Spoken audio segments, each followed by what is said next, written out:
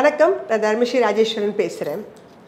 நம்ம இன்றைய பதிவில் என்ன பார்க்க போகிறோம் அப்படின்னு கேட்டிங்கன்னா, டிஃபென்ஸ் செக்டர் பார்க்க போகிறோம். பாதுகாப்புத்துறை அப்படிங்கிறது ரொம்ப ரொம்ப முக்கியமானது. சமீபத்தில் பார்த்துருப்பீங்க. ஸோ இந்த பாதுகாப்புத்துறை அப்படிங்கிறது முப்படைகளும் சேர்ந்தது தான் பாதுகாப்புத்துறை. இதில் ஷேர் மார்க்கெட்டில் என்ன விஷயம் இருக்குது அப்படின்னு கேட்டிங்கன்னா, இந்த பாதுகாப்புத்துறை அதாவது டிஃபென்ஸ் செக்டர்னு சொல்லுவோம். இந்த டிஃபென்ஸ் செக்டருக்கு தேவையான உபகரணங்களை தயாரித்து கொடுக்கக்கூடிய நிறுவனங்கள் அவங்க எல்லாமே ஷேர் மார்க்கெட்டில் சில நிறுவனங்கள், நல்ல பெரிய நிறுவனங்களும் இருக்காங்க, கொஞ்சம் ஒரு இப்போ தான் ஸ்டார்ட் அப்பில் வந்த சில கம்பெனிகளும் இருக்கிறாங்க.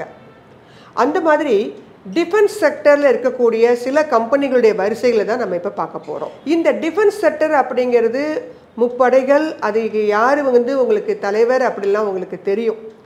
இது முழுக்க முழுக்க கவர்மெண்ட்டு கீழே தான் வர்றாங்க. ஸோ அதன் காரணமாக இந்த துறைகள் அப்படிங்கிறது, இந்த துறை அப்படிங்கிறது கவர்மெண்ட்டுடைய நேரடி கண்காணிப்பின் கீழே வருது. அதனால் அங்கே உங்களுக்கு ப்ராஜெக்ட் ஒர்க்கெலாம் கிடைக்கும்போது தான் இந்த கம்பெனிகள் நல்ல ஒரு வேகமான ஒரு ஏற்றத்தை பெற்றிருக்கும். அப்படி இல்லாட்டி நார்மலான டேஸில் ரொம்ப பெரிய மூமெண்ட்லாம் கொடுக்காது, ஸ்மூத்தாக போயிட்டுருக்கும்.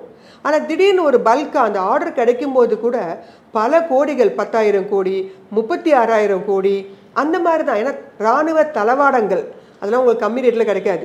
ஸோ அதனால் அந்த இராணுவ தளவாட உற்பத்தி பொருள்கள் அப்படிங்கிறது மிக அதிகமான அளவுக்கு ஆர்டர்ஸ் எல்லாம் கிடைக்கும்போது இந்த கம்பெனிகள் நமக்கு ஒரு நல்ல லாபத்தை கொடுக்கக்கூடிய கம்பெனிகளாக இருக்கக்கூடியது.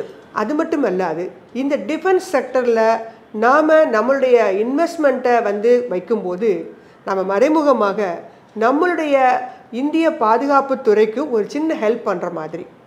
அதனால் டிஃபென்ஸ் செக்டரில் இருக்கக்கூடிய சில முக்கியமான கவர்மெண்ட் கம்பெனிஸ்களும் இருக்காங்க, ப்ரைவேட் கம்பெனிஸ்களும் இருக்காங்க, லார்ஜ் கேப் கம்பெனிஸும் இருக்காங்க, மிட் அண்டு ஸ்மால் கேப் கம்பெனிஸும் இருக்கிறாங்க. இவங்களுடைய விலைகளும் நான் உங்களுக்கு கொடுக்குறேன். உங்கள் பட்ஜெட்டுக்கு ஏற்ற மாதிரி உள்ள சில கம்பெனிகள், அதுவும் இப்போ எவ்வளவு அதிகபட்ச உயரத்தில் இருந்து இப்போ தாழ்வு நிலைக்கு வந்திருக்கு.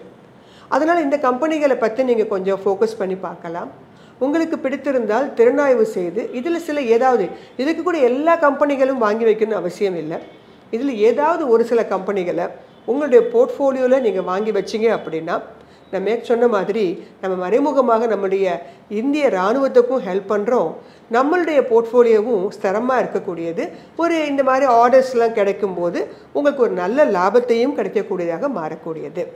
இதில் இருக்கக்கூடிய ஒரு மேஜரான ஒரு 10 கம்பெனியை நம்ம பார்க்க போகிறோம். இந்த வரிசையில் நம்ம பார்க்க போகிற முதல் கம்பெனி ஹிந்துஸ்தான் ஏரோநாட்டிக்ஸ் லிமிடெட் அப்படின்னு சொல்லுவோம், HAL. இந்த கம்பெனியுடைய கரண்ட் மார்க்கெட் ப்ரைஸ் 4,190 அப்படிங்கிற இடத்துல ட்ரேட் ஆகிட்டுருக்கு. இவங்களுடைய மார்க்கெட் கேப் 2,80,644 கோடி. ஸோ ஹெலிகாப்டர்ஸ் உற்பத்தி இந்த மாதிரிலாம் பார்த்தீங்கன்னா இவங்க முதல் இடத்துல இருக்கக்கூடிய ஒரு கம்பெனி. இவங்களுடைய நெட் சேல்ஸ் 30,381 கோடியாகவும், ப்ராஃபிட் ஆஃப்டர் டேக்ஸ் 7,594 கோடியாகவும் இருக்குது. டிவிடெண்ட் ஈல்டாக 0.83 கொடுக்குறாங்க. இந்த கம்பெனி ஒரு ஜீரோ டெப்ட் கம்பெனி. ரிட்டர்ன் ஆன் ஈக்விட்டியாக 26% கொடுத்துட்ருக்காங்க. இந்த கம்பெனிகள்லாம் சில கம்பெனிகள் சற்று விலை உயர்வாக இருந்த போதிலும் ஒரு ஷேர் கூட நம்ம வாங்கி வைத்து இதில் நம்ம ஒரு நல்ல லாபத்தை கொஞ்சம் பெற முடியும். சில கம்பெனிகள் கொஞ்சம் விலை கம்மியாகவும் கிடைக்கிறாங்க. அந்த வரிசையில் நம்ம அடுத்து பார்க்க போகிற கம்பெனி ஒரு மிக முக்கியமான ஒரு நல்ல கம்பெனியாக அமையக்கூடியது பாரத் எலக்ட்ரானிக்ஸ்ன்னு சொல்லுவோம், BEL. இவங்களுடைய கரண்ட் மார்க்கெட் ப்ரைஸ் 297 அப்படிங்கிற இடத்துல ட்ரேட் ஆகிட்டுருக்கு. இந்த கம்பெனிய மார்க்கெட் கேப் 2,17,539 கோடி. இந்த கம்பெனிய நெட் சேல்ஸ் 20,268 கோடியாக இருக்கிறது. இவங்களுடைய ப்ராஃபிட் ஆஃப்டர் டேக்ஸ் 3,985 கோடியாக இருக்குது. இந்த கம்பெனியுடைய டிவிடெண்ட் ஈல்டு 0.74. இந்த கம்பெனியும் ஒரு ஜீரோ டெப்ட் கம்பெனி. ரிட்டர்ன் ஆன் ஈக்விட்டியாக 24.4% வச்சுருக்கிறாங்க. மூன்றாவது நம்ம பார்க்க போகிற கம்பெனி ஒரு ஷிப் பில்டிங் கம்பெனி. ஏற்கனவே சொன்ன மாதிரி முப்படைகளும் சேர்ந்தது தான். ஸோ இதில் ஷிப் பில்டிங் அப்படிங்கிறது கடலோர படைகளுக்கு உதவி செய்யக்கூடியது, நீர்மூழ்கி கப்பல்கள்லாம் தயாரித்து வழங்கக்கூடிய மசகான் டக் அப்படிங்கிற இந்த கம்பெனி. இவங்களுடைய கரண்ட் மார்க்கெட் ப்ரைஸ் 2,661 அப்படிங்கிற இடத்துல ட்ரேட் ஆகிட்டுருக்கு. மார்க்கெட் கேப் 1,07,343 கோடியாக இருக்கிறாங்க.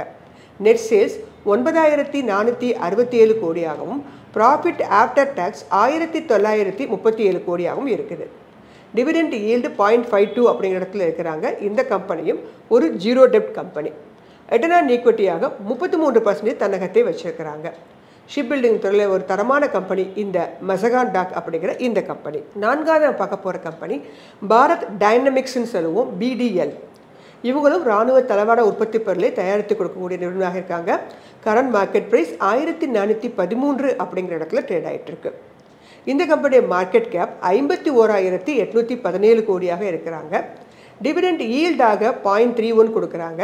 இந்த கம்பெனியுடைய நெட் சேல்ஸ் 2369 கோடி, ப்ராஃபிட் ஆஃப்டர் டேக்ஸ் 613 கோடியாக இருக்கிறாங்க. இவங்களும் ஒரு ஜீரோ டெப்ட் கம்பெனி. ரிட்டர்ன் ஆன் ஈக்விட்டி 16% வச்சுருக்கிறாங்க. நான் சொல்கிற கம்பெனிலாம் பெரும்பாலும் ஜீரோ டெப்ட் கம்பெனியாக இருக்கிறாங்க, நல்ல தரமான கம்பெனியாகவும் இருக்கிறாங்க. ஐந்தாவது பார்க்க போகிற கம்பெனி மறுபடியும் ஷிப்யார்டுக்கே வர கொச்சின் ஷிப்யார்டு. இவங்களுடைய கரண்ட் மார்க்கெட் ப்ரைஸ் 1415 அப்படிங்கிற இடத்துல ட்ரேட் ஆகிட்டு இருக்கு. இந்த கம்பெனிய மார்க்கெட் கேப் 37,239 கோடி. இந்த கம்பெனிய நெட் சேல்ஸ் 3,830 கோடியாகவும் ப்ராஃபிட் ஆஃப்டர் டேக்ஸ் 783 கோடியாகவும் இருக்குது. Dividend yield 0.69. இந்த கம்பெனியுடைய ரிட்டர்ன் ஆன் ஈக்விட்டி 15%. இவங்களும் ஒரு ஜீரோ டெப்ட் கம்பெனி. ஆறாவது நான் பார்க்க போகிற கம்பெனி டேட்டா பேட்டர்ன்ஸ். இந்த கம்பெனிய கரண்ட் மார்க்கெட் ப்ரைஸ் 2086 அப்படிங்கிற இடத்துல ட்ரேட் ஆகிட்டு இருக்கு. நெட் சேல்ஸ் 520 கோடியாகவும் ப்ராஃபிட் ஆஃப்டர் டேக்ஸ் 182 கோடியாகவும் இருக்கிறாங்க. டிவிடெண்ட் ஈல்டாக 0.31 வச்சுருக்கிறாங்க. இந்த கம்பெனியும் ஒரு ஜீரோ டெப்ட் கம்பெனி. ரிட்டர்ன் ஆன் ஈக்விட்டியாக 13% தன்னகத்தை வச்சுருக்கிறாங்க. மார்க்கெட் கேப் 11,681 கோடியாக இருக்கிறாங்க. இவங்க எல்லாமே பார்த்தீங்கன்னா இப்போ நான் சொன்ன இந்த 6 கம்பெனியுமே ஒரு மிட் கேப்பில் ஒரு 2 கம்பெனியாகவும், ஒரு லார்ஜ் கேப் பெரும்பாலான கம்பெனி ஹிந்துஸ்தான் ஏர்நாட்டிக்ஸு, பெல், மசகான் டக்கு, அப்புறம் கொச்சின் ஷிப்யார்டு, பாரத் டைனமிக்ஸ், இவங்க எல்லாருமே கிட்டத்தட்ட லார்ஜ் கேப் கம்பெனிஸ். நம்ம அடுத்து பார்க்க போகிற கம்பெனி எல்லாமே ஸ்மால் கேப்பில் இருக்கக்கூடிய கம்பெனிஸ் பார்க்க போகிறோம். இவங்க எல்லாருமே இப்போ ரீசெண்டாக ஐபிஓ வழியாக உள்ளே வந்த கம்பெனி. இவங்களும் இராணுவத்துக்கு தேவையான சில பல பொருட்களை உற்பத்தி செஞ்சு கொடுத்துட்ருக்காங்க. இதில் நம்ம 7வது பார்க்க போகிற கம்பெனி ஆஸ்ட்ரோ மைக்ரோவேவ் அப்படிங்கிற இந்த கம்பெனி. கரண்ட் மார்க்கெட் ப்ரைஸ் 786 அப்படிங்கிற இடத்துல ட்ரேட் ஆகிட்டு இருக்கு. மார்க்கெட் கேப் 7,464 கோடியாகவும் நெட் சேல்ஸ் 9,008 கோடியாக இருக்கிறாங்க. ப்ராஃபிட் ஆஃப்டர் டேக்ஸ் 109 கோடியாக இருக்குது. டிவிடெண்ட் ஈல்டு கொடுக்குற கம்பெனி தான் கொடுக்குறாங்க, 0.25 கொடுக்குறாங்க. இந்த கம்பெனியில் கொஞ்சம் டெட் இருக்க ஆரம்பிச்சிருக்கு, 0.25. ரிட்டர்ன் ஆன் ஈக்விட்டி 12% இருக்குது. 8வது நான் பார்க்க போகிற ஒரு தரமான கம்பெனின்னு பார்த்தீங்கன்னா பராஸ் டிஃபென்ஸ். இவங்களுடைய கரண்ட் மார்க்கெட் ப்ரைஸ் 1045 அப்படிங்கிற இடத்துல ட்ரேட் ஆகிட்டு இருக்கு. மார்க்கெட் கேப் 4,211 கோடி. இந்த கம்பெனியுடைய நெட் சேல்ஸ் 232 கோடியாக இருக்கிறாங்க. ப்ராஃபிட் ஆஃப்டர் டேக்ஸ் 34 கோடியாக இருக்கிறாங்க. இந்த கம்பெனி டிவிடெண்ட் ஈல்டு எதுவும் கொடுக்கல. இந்த கம்பெனியோட டெட்டு 0.08, ரிட்டர்ன் ஆன் ஈக்விட்டி 8% அப்படிங்கிற இடத்துல இருக்கிறாங்க. 9வது நம்ம பார்க்க போகிற கம்பெனி டிசிஎக்ஸ் சிஸ்டம். இவங்களுடைய கரண்ட் மார்க்கெட் ப்ரைஸ் 273 அப்படிங்கிற இடத்துல ட்ரேட் ஆகிட்டு இருக்கு. மார்க்கெட் கேப் 3,046 கோடியாகவும் நெட் சேல்ஸ் 1,423 கோடியாக இருக்கிறாங்க. ப்ராஃபிட் ஆஃப்டர் டேக்ஸ் 68 கோடியாக இருக்கிறாங்க. இந்த கம்பெனியும் டிவிடெண்ட் எதுவும் கொடுக்கல. இந்த கம்பெனியோட டெட்டு 0.24, ரிட்டர்ன் ஆன் ஈக்விட்டி 6% வச்சுக்கிறாங்க. இறுதியாக நம்ம பார்க்க போகிற கம்பெனி ஐடியா ஃபோர்ஜ் டெக்னாலஜி அப்படிங்கிற இந்த கம்பெனி. இவங்களுடைய கரண்ட் மார்க்கெட் ப்ரைஸ் 362 அப்படிங்கிற இடத்துல ட்ரேட் ஆகிட்டு இருக்கு. மார்க்கெட் கேப் 1,566 கோடியாகவும் இருக்கிறாங்க. நெட் சேல்ஸ் 317 கோடியாக வச்சுருக்கிறாங்க. ப்ராஃபிட் ஆஃப்டர் டேக்ஸ் 47 கோடியாக இருக்கிறாங்க. இந்த கம்பெனியும் டிவிடெண்ட் ஈல்டு எதுவும் கொடுக்கல. இந்த கம்பெனியோட டெட்டு 0.01ஆகவும் ரிட்டர்ன் ஆன் ஈக்விட்டி 7% இருக்கிறாங்க. ஸோ டிஃபென்ஸ் செக்டரில் இன்னும் நிறைய சின்ன சின்ன கம்பெனிகள்லாம் இருக்காங்க. ஆனால் இதில் இருக்கக்கூடிய மேஜரான சில கம்பெனிகளும் ஒரு ஸ்மால் செக்டரில் இருக்கக்கூடிய சில கம்பெனிகளும் நான் உங்களுக்கு கொடுத்துருக்கேன். இது என்னுடைய தனிப்பட்ட தொகுப்பு. இதில் சில கம்பெனிகள் விட்டு போயிருக்கலாம், சில கம்பெனிகள் விட்டு போயிருந்தால் நீங்கள் கமெண்ட்ஸில் சொல்லுங்கள். இதில் உங்களுக்கு பிடித்த நல்ல கம்பெனிகள் ஏதாவது உங்கள் போர்ட்ஃபோலியோவில் இருக்கான்னு செக் பண்ணி பாருங்கள்.